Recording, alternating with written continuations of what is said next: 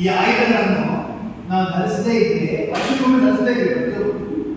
ಧರಿಸದೇ ಇದ್ರೆ ಏನಾಗುತ್ತೆ ಅಂತಂದ್ರೆ ನಾವು ವರ್ಷ ಇಡೀ ಮಾಡಿರ್ತಕ್ಕಂಥ ಏನು ಸತ್ಕರ್ಮಗಳಂತಿವೆ ಅಲ್ಲ, ಪುಣ್ಯಕರ್ಮಗಳು, ಅವೆಲ್ಲವೂ ಕೂಡ ವ್ಯರ್ಥವಾಗಿರ್ತದೆ. ಅತಪ್ತ ತಮೋನ್ನತ ಧಾಮೋ ಅಶ್ವತೆ ಅಂತ ವೇದ ಏನರ್ಥ ಗೊತ್ತಾಗಿದೆ?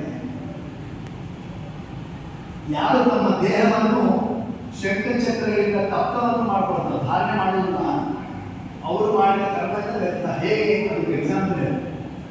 ಮಣ್ಣಿನ ಗಡಿ ಹಸಿ ಇರ್ತದೆ ನೋಡಿ, ಹಸಿ ಗಡಿಯನ್ನು ಅದರೊಳಗೆ ನೀರು ಹಾಕಿದ್ರೆ, ಹಸಿ ಗಡಿಯೊಳಗೆ ನೀರು ಹಾಕಿದ್ರೆ ಆ ನೀರು ನಿಂದಿರ್ತದೆ. ಏನಾಗುತ್ತೆ? ಸೋರೋದು.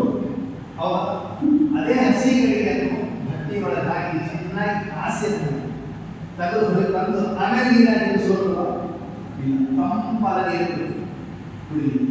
ಹೌದಾ? ಹಾಗೆ ನಮ್ಮ ದೇಹವನ್ನು ನಾವು ಬಿಸಿ ಮಾಡ್ಕೊಳ್ಳೋದು, ಇದರಿಂದ ಶಂಖಚಕ್ರಗಳಿಂದ ಬಿಸಿ ಮಾಡ್ಕೊಳ್ಳೋದು. ತಪ್ತ ಮಾಡಿಕೊಂಡ್ರೆ ನಾವು ವರ್ಷ ಇಡೀ ಮಾಡಿರ್ತಕ್ಕಂಥ